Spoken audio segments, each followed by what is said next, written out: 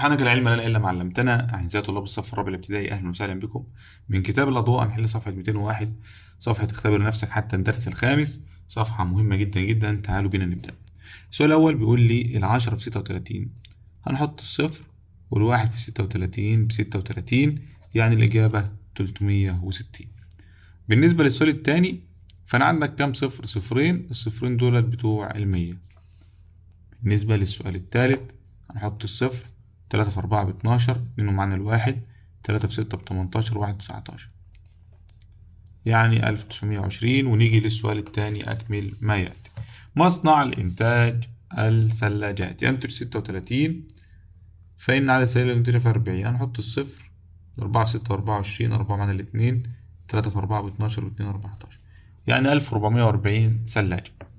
هنا نحط الصفر، الاتنين في 3 ب6 والاتنين في 3 ب6، 660. 150، التلاتة في 50 ب150، فإن 50 في 30. هنحط الصفرين والتلاتة في 5 ب15 بس. هنا نحط الصفر والاتنين في 5 ب10، صفر معانا الواحد، الاتنين في 5 ب10 وواحد كام؟ 11، يعني 1100.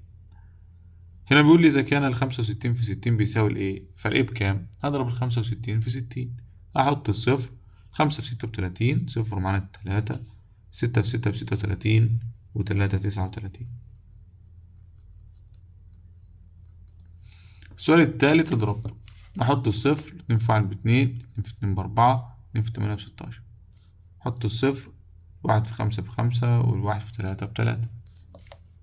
يقول لي وصل، ماشي، 350. 7 في 0 ب0، يبقى دي الإجابة الصحيحة. الاتنين في 3 ب6، يبقى دي الإجابة الصحيحة. السؤال الرابع، اقرأ ثم أجيب. بيقول لي مدرسة بقى 16 فصل، كل فصل فيه 30 طالب، فما العدد الكلي؟ هنضرب ال30 في 16.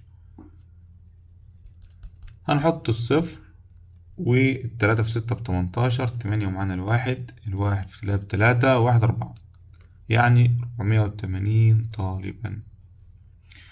السؤال الثاني والأخير، إذا كان عدد مقاعد الحافلة 40 مقعد، فما عدد المقاعد الكلي في 8 حافلات؟ هنضرب 40 في 8. نحط الصفر وال4 في 8 ب32، يبقى الإجابة 320 مقعدا، لأنه هو طالب عدد الإيه؟ المقاعد. وبكده نكون حلينا صفحة 201، صفحة سهلة جدا جدا جدا. ما تنسوش تعملوا لايك للفيديو واشتراك القناة، وانتظروا بقى حل كتاب الأضواء للصف الرابع الابتدائي الترم الأول 2024. والسلام عليكم ورحمة الله وبركاته.